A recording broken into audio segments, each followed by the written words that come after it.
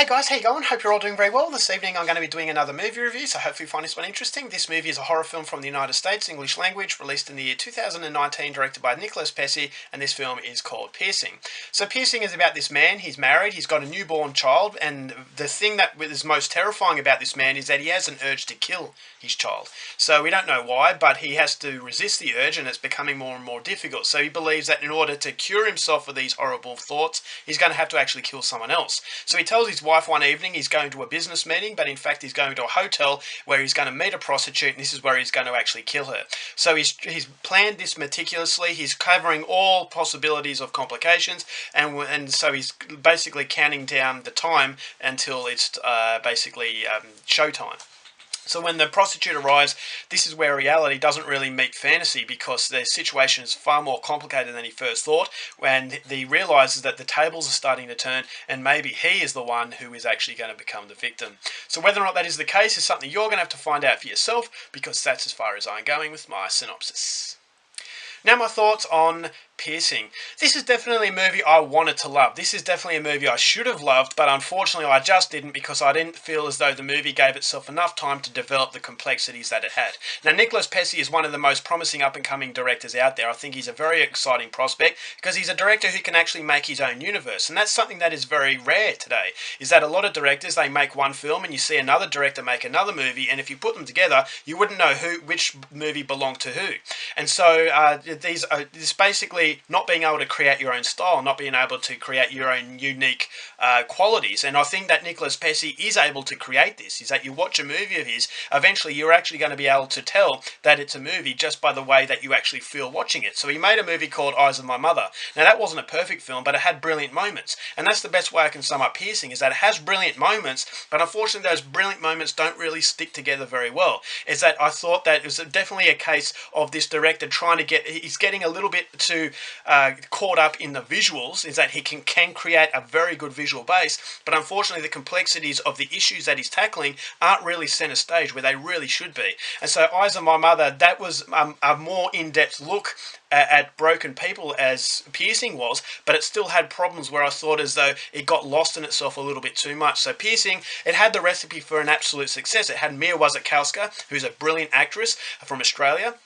It's also got Christopher Abbott, who's a brilliant American actor, and so it's good to see actors of this calibre actually supporting filmmakers like this, and in turn it's going to actually give these independent filmmakers a lot more confidence. And so I'm really excited to see where Nicholas Pesce will actually go in the future, but Piercing was definitely a movie that I wanted a lot more from. So overall it's a very psychologically tormenting film. It's a movie about looking at very damaged people, and what I liked about these characters is that it promises very complex characters unravelling in a way where I could actually fully consume myself in what was going on. So Christopher Abbott's character, he was doing things and I could clearly see that he was definitely in pain doing it. And so I thought to myself, he does have reluctance, he does have compassion, but it's the driving force of those demons that are creating something that he doesn't want to be. And so on one hand you've got that terrifying side, and on the other hand you've got a very sympathetic side where you want to give the guy a hug. I felt as though he needed to actually address his problems, but he wasn't addressing them properly, and the urges were starting to take effect, and it actually creates a psychological battleground. And Mia Wasikowska's character was the best character. I think she's the best part of this film,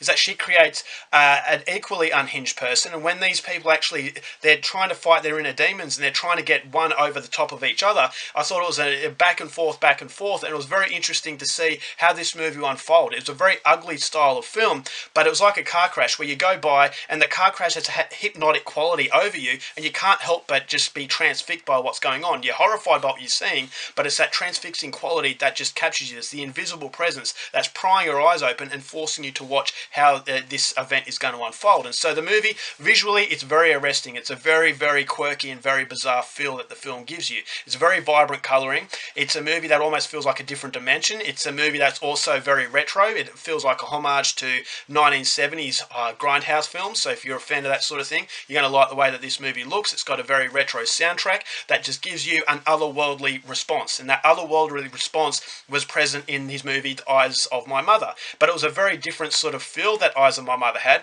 but it has the same core heart. And that's something that is very exciting to see, that this director has a very wide repertoire and is not just a one-trick pony. So he creates a very visually arresting film. There are some moments that I thought were just incredibly bizarre, but it's the psychological battleground that is by far the most interesting aspect. But unfortunately, that interesting aspect can't fully develop because the movie's not long enough. It goes for 82 minutes. And so it sets up very promising aspects, and it sets up very promising, twists and turns, but unfortunately, because it doesn't have enough time to really develop the complexities in a very rewarding way, I felt as though something was missing. And so I thought as though it was a little bit rushed in areas, and I just thought, okay, this is a movie that's going to really hit you on a visual level, but it should have been so much better as far as content is concerned. A lot of people will say that this is style over substance, and I would say that yes, style does play a very driving force, but the substance should have been a lot better. It should have been expanded. The movie should have been a little bit longer, because an 82-minute runtime is a fun kind of film. And yes, this movie has that fun aspect. It's a movie that reminded me of Audition, Takashi Miike's Audition. Even Mia Wasikowska's character reminded me of Ehi Shiina from Audition, in that it was a very sadistic kind of feel that the film has. But unfortunately, it just doesn't last in the memory that well, because it's over before you know it.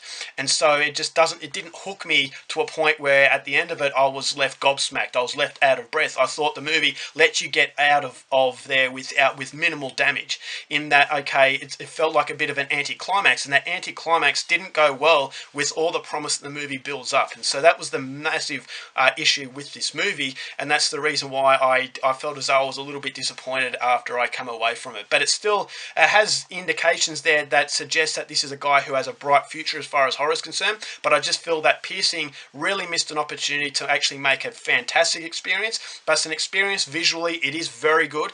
Psychologically, it's very interesting, but as I said, the interesting aspects of the movie is the driving force, but unfortunately those interesting aspects are confined and they're not able to expand their wings because the runtime just simply won't allow it to. So that was disappointing, but I would still say go out there and see it, especially if you are a fan of Eyes of My Mother. It's a very, very talented director, and he showcases some of those talents in this movie, and hopefully he goes on to bigger and better things. So overall, for Piercing, I'm going to give this one 2.5 stars. Still go out there and see it, but don't get your hopes up. You're going to get yourself into a brilliant movie.